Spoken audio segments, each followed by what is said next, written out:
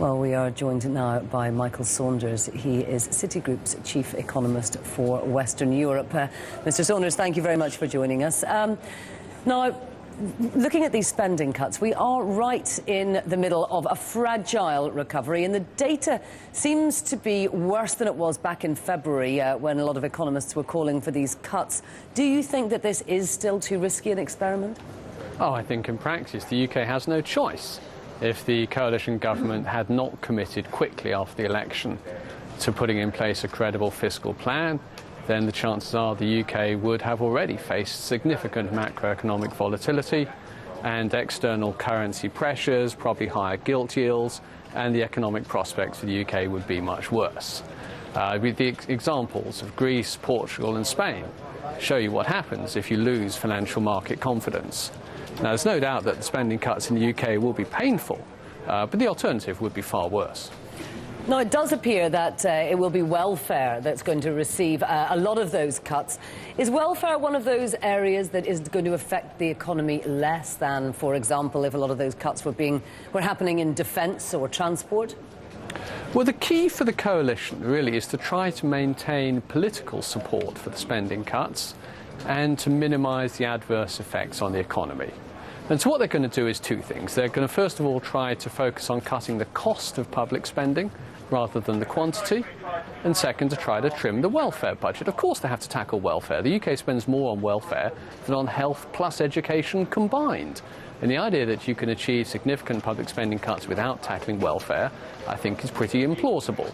Now, the UK said it's going to protect health spending, they're going to protect schools. The cuts to defence are less than the cuts to overall public spending. Of course, welfare will have to bear a fairly large share of the cuts.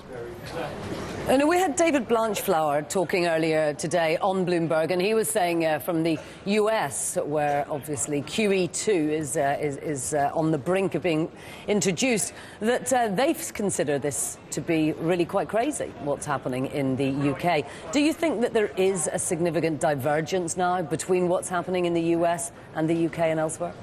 Well, I think there's a considerable difference in the ability of policymakers to stabilise the economy in the face of fiscal retrenchment between the US and the UK. The UK over the last year has used quantitative easing and also the benefit of the lower pound to produce a decent economic rebound. Nominal GDP growth in the UK is up about 5.5% year over year. That's similar to the average of the last 10 years. The jobless rate has stabilised, it is still high, but policy has succeeded in producing a rebound in nominal GDP back to an adequate pace. Now, in the States, unconventional measures have not been as aggressive as in the UK, and of course the currency gives them much less stimulus because exports and imports are a much smaller share of GDP, and the US has been unable to weaken the dollar against all currencies because many major emerging markets are pegged against the US dollar. So for both of those reasons, there's scope to use monetary policy, unconventional and conventional, to offset fiscal drag is less than it is in the UK. In the UK, the option of a tight fiscal and cheap money mix is available, and I suspect offers a better route back to fiscal sustainability for the UK than a policy of delaying the public spending cuts. Michael Saunders, thank you very much indeed for joining us.